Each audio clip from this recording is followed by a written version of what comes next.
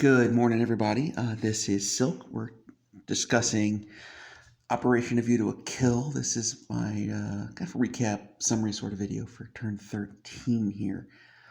Whole lot going on. Just a great game. Really enjoying playing with everybody here.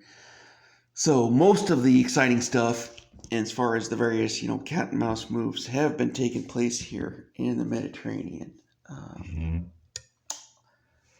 The Italians and Germans, of course, had done this major move here with the placement of AVTaK here to really more or less make a bid to take Egypt. Fortunately for me, I knew that was coming, which is why the turn before Italy even declared war on me, I'd already started building this fortification. This thing is a real nasty pain to deal with. Once you get any level of stack of infantry. So I think Panzer J might have had a chance, but he needed the dice to be really nice to him to do it, and he decided to go do other stuff. I don't know what that other stuff is, but he backed this off. So these guys are all even. They're going to go wreak havoc somewhere else. I'm not sure where that somewhere else is, but that's what they're doing. I got to give these two to Italy. Put that on my to-do list. So yeah, the Egypt campaign is probably over at this point. We'll see. Again, Germany may still decide they want to spend more money in the Mediterranean, but they're on a clock. The Russians are coming, so I think they're going to have some real trouble there in a little bit. The other big hot spot was here.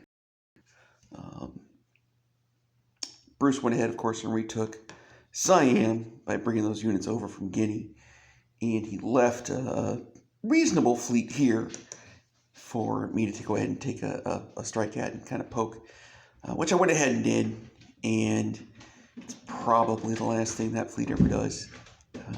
While I do have a pretty sizable ship advantage on Bruce there, like I think I'm up by probably like 7 or 8. But his Air Force is nasty. I think it's 9 planes, maybe 10. 6, 7, 8, 9, 10, 11. It's 11 planes. So, yeah. You just may see him just come in here and just vaporize this fleet. The hope I have is that I do enough damage to him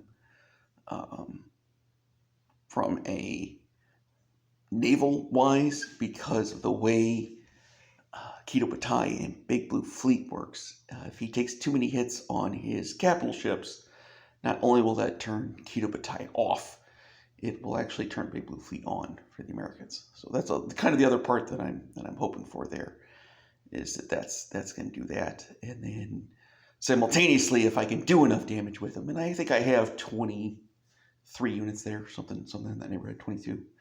It's going to be hard for him to recover, because the FEC made its move. They're now in Kwangtung. He's got this small army here, but generally speaking, these two guys are here. I thought he had moved them up, but he hadn't.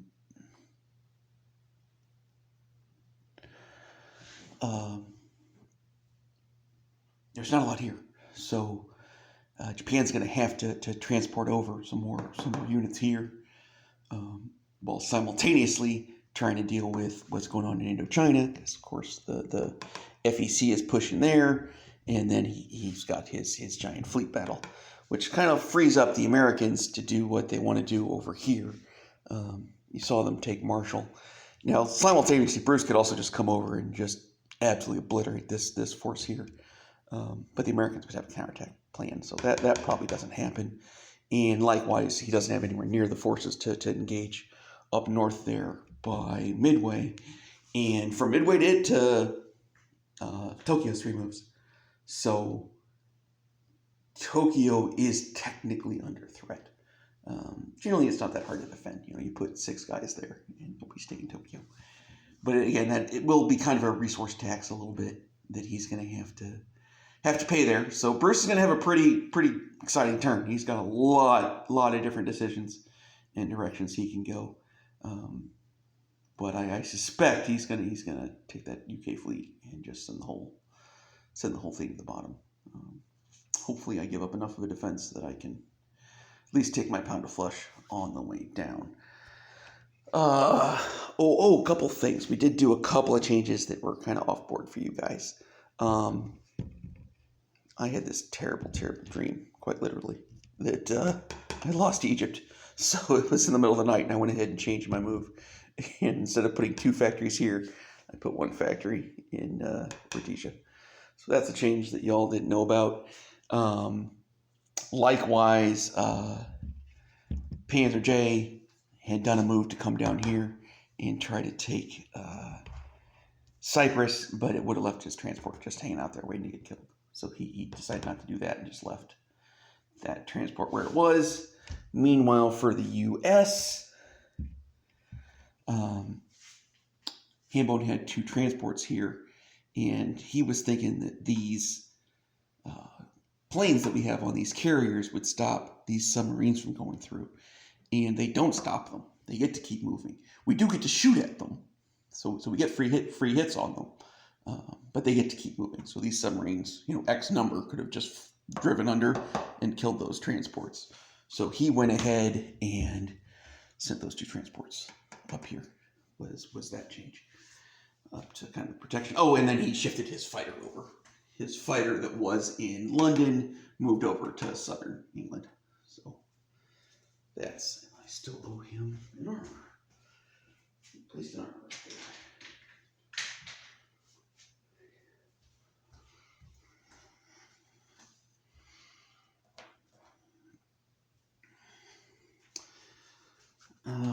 I think that is everything. Africa. We can still chat a little bit about Africa. They're feeling pretty in Africa. So this French army's for real, obviously. It's only going to get a little bit bigger. And with him, I think, letting Egypt go, that's going to, this is not going to hold. It's really not for the next 4 turns. So that I think the Axis are going to kind of cut their losses there and go push us in other spots or push us and the Russians around. So you'll see that. This is not a force big enough to take that right now, but it'll get there. Don't be surprised if you see that coming up in the next 2 or 3 turns. Which gets us to our points discussion. So as Panzer J had noted, the Axis are in a pretty commanding lead. They're at 9. The Allies are at 4 because of the triumph of capitalism, which we're not going to hold for that much longer. The Allies are at 4, Comintern are at 3. So pretty good commanding lead for the Axis being ahead, but it's also only turn 13. Kind of as he noted, that's likely his high water mark. I don't think he and Bruce are going to get net any more points than that. I don't think they're going to get to 10. There's just too many things that they are going to have to try to defend to lose. There's a pretty good chance that the Russians are going to take some part of Manchuria away from Japan, so that'll be a point that they lose. Likewise, Kido Butai is going to be hard to hold on to if he's going to take a swing at my fleet there. Probably, we'll see. Right, you never know. Maybe he's gonna embark on a big boat. Choices there, but if he tries to spend another 80 IPP on heavy battleships to keep Kido Butai, A, America can somewhat counter by building their own, and B, if he spends that much, it's gonna be really hard for him to hold China and Indochina and Manchuria simultaneously. Like all of those things, are going to need some IPP to get some ground units into those territories. So, decent chance the Japanese lose 1 point and the Italians lose a point, and that knocks them down to 7, or possibly 6 if they lose all of them. But at some point here, the Germans will take a swing. Right? So you may see some aggression points getting higher there. And I lost my red chip. So basically some aggression points going higher there as a way of getting that point back. But when that war is over, that then swings an option that the Allies will try to take Madrid away from him, which Pietro is decidedly not a fan of, but, you know, we may do it anyway. And then, of course, you got this you know, stalemate here that the Allies either have to solve or ignore. I don't know which one it's going to be. This is mostly a hand-bone problem. Britain doesn't have the resources to deal with it. You know, we're kind of handling all the land problems. We don't have the resources to also handle the sea problems. So that's that. As for the Allies, we kind of also have our work cut out for us. We're at 4 points, but we're not going to hold triumph of capitalism at the end of the game. 4 turns from now, you're going to see the Russian army grow. Like they'll sweep across. They will get to somewhere inside Europe. You know, they will. That horde is going to come somewhere in here and end, kind of depending on how much effort the Germans put into trying to stop them. It gets a little odd. All the problems that the Germans have going into Russia reverse. The Russians start having those problems going into Europe because the choke points narrow, and with the factory here and the factory here and the 5 industrial capacity here, the Germans could suddenly start putting out, hey, look, we just built 10 advanced mechs. And the Soviets struggle to get that many units to the front to counter. And then the other problem is that the Soviets have to take 2 territories, and the Germans only have to defend 1. You know, they don't have to try to equal, you know, both armies. So the Russians kind of run into that problem. And then at some point, the Russians are going to want to deviate from here and come here, try to snag that Istanbul point, and they'll go up north to mess with Finland too, as a distraction, which you've already kind of seen them starting to do. As they're splitting off. This is fixing the Russian thing is my other project for today. Once my football game's over, I'll have the Russian element on my board mapped up. Soviet points. All right. So the Soviets are not anywhere near as bad as they think, or most people think. So they're only sitting at 3. They've got their tech point in their 2 cities. But they're going to take Kiev. Germans aren't going to hold that. So that gets them to 4. After that, they likely, as far as a Russian winning perspective, are going to plan on taking these 2. Like that's just how that works. So that gets them to 6. Now they may not do that until turn like 18 or 19, just so we're clear. But that's just from a math. What's your window to victory? As a Soviet player, you have to count those 2. You just have to. You got to figure out how to get there. And he's got a giant 100-person army, so decent chance they'll get there. They're slow, but they'll get there. So that gets them to 6. Istanbul is 7. Helsinki's 8. So Soviets are looking pretty good with an 8-point victory window. Time is going to be kind of their thing. They're going to have to get on it to get in there to get to those points. But you may have a situation where they're at 7 and the Axis are at 7, and they just force a tie, and then they force another tie, and then they kind of grind their way down. So that's sort of their path to victory. The Axis mostly just look to hold on to everything they can and then win the game before win the game early. Axis like to win the game on turn 17 and 18. Probably half the time the Axis are in a winning position on turn 19. It's pretty rare that the Axis are winning on 20. Your blowout games, the Axis are winning on turn 20, but most games that are competitive, the Axis are not winning on turn 20. Just too many things have gone wrong for them to be at that point. As for the Allies, we're at 3. We're at 4. I'm just counting it as 3 because again, triumph of capitalism we're not going to keep. We'll get to use it, but we're not going to score it.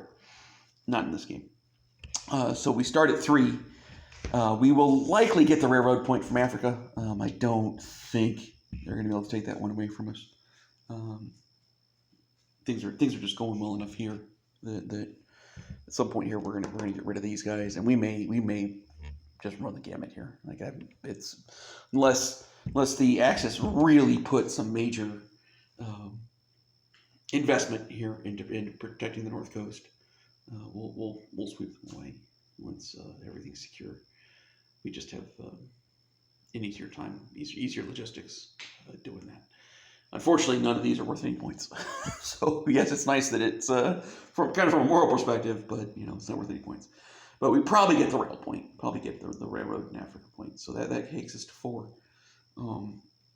From there, things get tricky. We have to hold Malta, which is pretty grim when you have this fleet sitting here.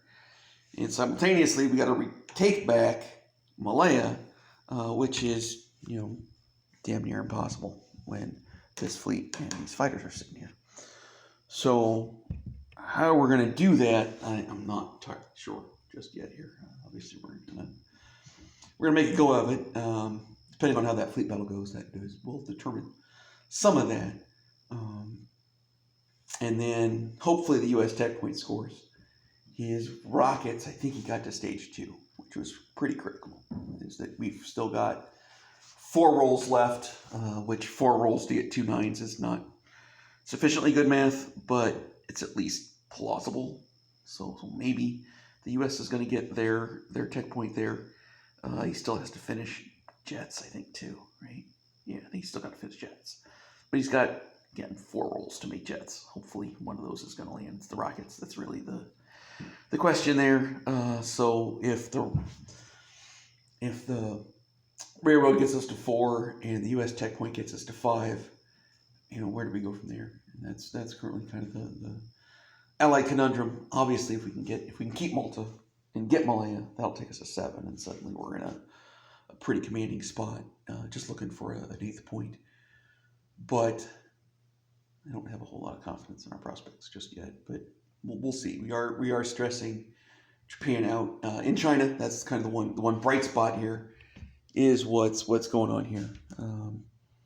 The Chinese are rapidly running out of guys. So we do have that advantage going. We are going to have to spend some money, put some guys back in. The Soviets are likely going to start pressuring Manchuria because that's one of the Soviet win objectives. If they can manage to take all of Manchuria, that will, that would put them very far ahead if they can pull that off. Because we are not going to be in any position to slow them down, take points away from them, not on this board. I don't know. Whether we're going to be able to evolve KMT. They did a couple of pretty good battles. They killed a lot of stuff, but they're still small. It's going to be hard for them to really bully up.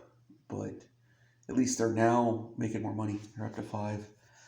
We still got a nice Lend-Lease corridor, so we'll be able to get a couple more good units in there. That'll help them grow a little bit, and we'll see how Japan handles that. So that's it. It's still currently an Axis game. Axis are winning until they're losing. That's definitely what this game is. But some of the losses are coming. The walls are closing in, as Chris kind of mentioned. So if you guys have any questions, just let me know. I'll try to answer what I can. Everybody enjoy your Saturday.